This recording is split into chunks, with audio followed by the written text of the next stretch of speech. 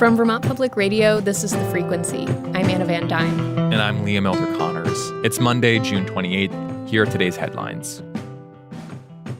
Vermont's home construction and remodeling industry is facing some challenges this summer, with high costs for many materials and pent-up demand for projects. Jim Bradley, a former president of the Vermont Home Builders and Remodelers Association, says the cost of some building supplies has jumped as much as 400%. He expects prices to remain high for the rest of the construction season. More work needs to be done to reduce phosphorus levels in Lake Champlain in order to meet federal water quality standards. That was a key takeaway from the most recent State of the Lake report. Matthew Vaughn is a technical coordinator with the program. He says climate change is already making it harder to limit runoff. While management practices may help to reduce inputs, the increasingly intense rainstorms associated with climate change may release more phosphorus, possibly canceling out some of the gains made through pollution reduction efforts. Vaughn says efforts are currently underway to reduce phosphorus in the lake. The town of Tunbridge has been mourning the death of a beloved community member. Euclid Farnham was a dairy farmer, historian, and leader in civic life.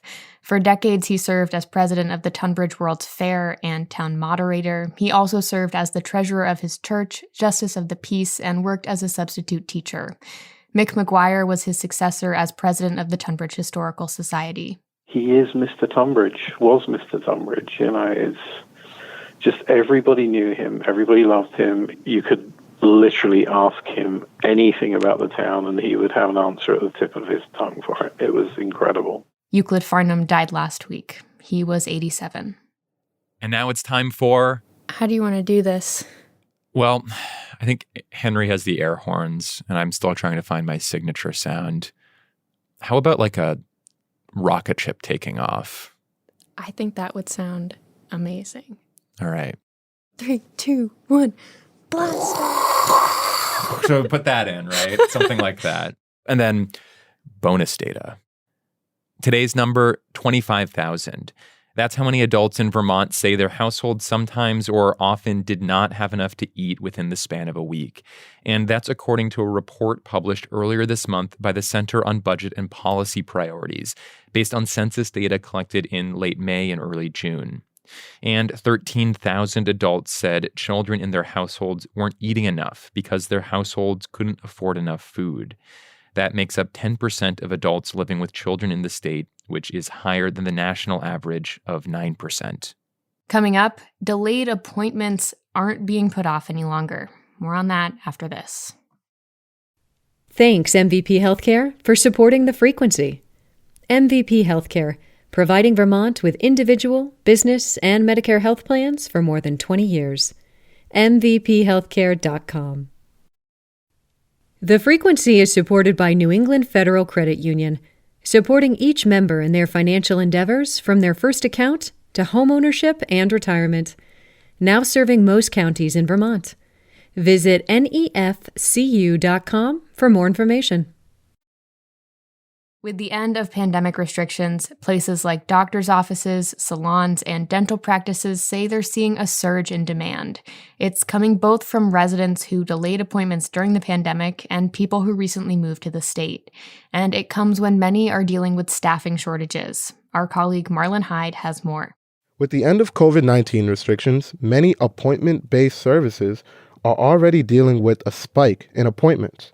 Many of these places are already understaffed and now overwhelmed with their workload. Ellie Trono is the owner of Demoda Salon in downtown Burlington. The high-end hair salon near the waterfront remained open throughout much of the pandemic.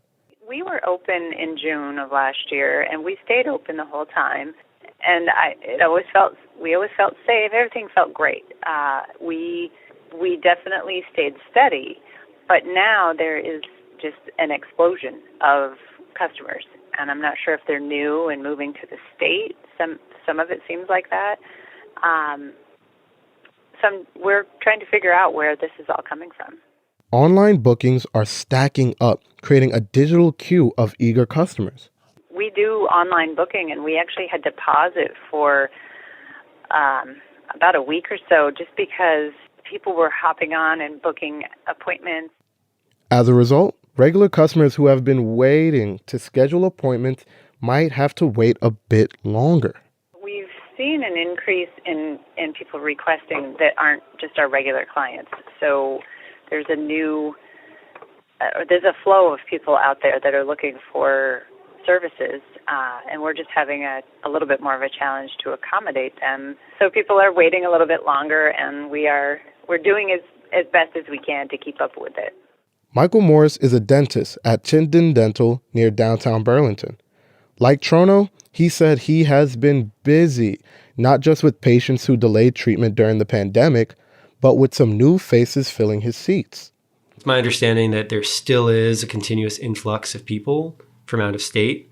And that really, I can say, in our collective of new patients is the demographic that I'm seeing. A lot of our new people are people coming in from out of the area. Staff across services are struggling to handle the increase in appointments being made by new and returning patrons. Many places say they are understaffed, leaving the workers to carry a bigger load than usual. Ken Palm is a dentist at Colchester Dental Group and Aesthetic Center. He's seeing a pent-up demand for existing patients while receiving over 30 new patients a month. Has put a lot of pressure on the office because, just managing that and integrating them into the system with the existing patients that we have and those existing patients who had delayed or postponed treatment. It just created a greater backlog. While the penalty for not having seen your hairdresser in months is a couple bad hair days, the penalty for not doing regular check-ins for your health is more severe. Health providers are starting to see the consequences of a year of pandemic-delayed preventative and emergency care. Southwest Vermont Medical Center in Bennington is seeing a slight increase in routine visits and screenings, according to Ashley Jewett. She said the increase has been fueled in part by people who delayed appointments during the pandemic, and those delays could have severe long-term consequences. Trey Dobson, doctor at Southwest Vermont Medical Center in Bennington, says he fears an increase in finding more advanced cancers, rotting and damaged teeth, among other chronic ailments. For VPR News, I'm Marlon Hyde. Thanks for listening to The Frequency today. We had additional reporting from Lexi Krupp and Bob Kinzel. Our executive producer is Mark Davis, and music is by Blue Dot Sessions. I'm Liam Elder Connors. And I'm Anna Van Dyne. Talk to you tomorrow.